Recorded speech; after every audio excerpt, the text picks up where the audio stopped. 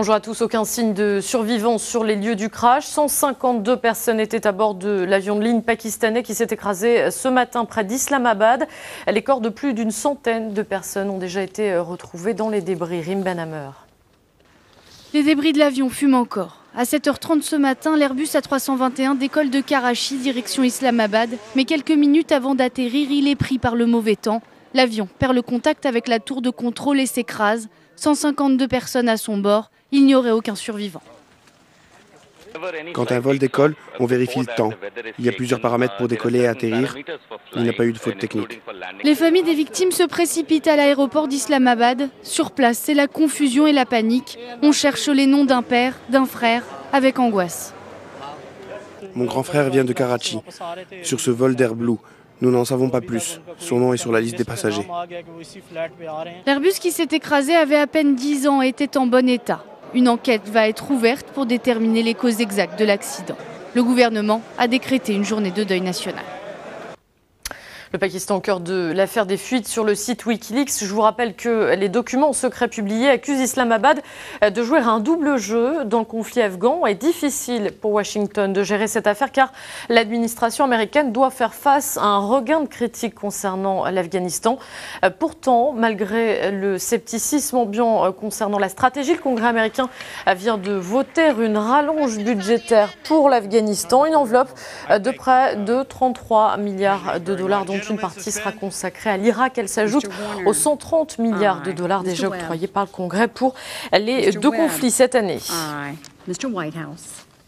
Et les troupes internationales sont les principales cibles des insurgés en Afghanistan. Ce matin, une bombe artisanale placée sur une route était destinée à un convoi de l'OTAN. L'explosion a en fait eu lieu au passage d'un bus. Bilan 25 victimes civiles et plus de 20 blessés. La montée de l'influence de l'Iran inquiète les alliés des États-Unis dans la région. C'est le cas de l'Arabie saoudite. Le roi Abdallah part donc en visite en Syrie et au Liban pour évoquer le sujet.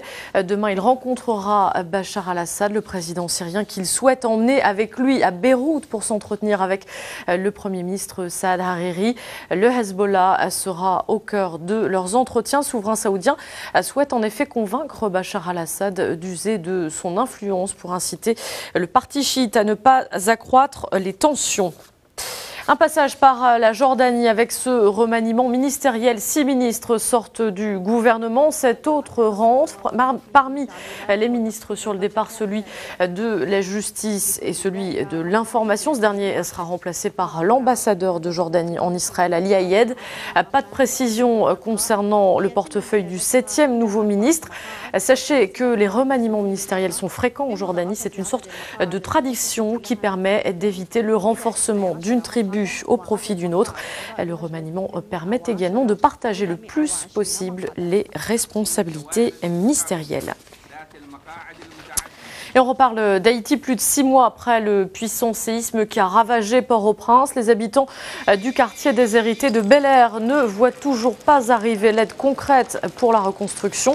En colère, ils sont descendus dans les rues hier pour manifester. Les habitants de ce quartier marginalisé s'estiment lésés par rapport aux résidents de la capitale.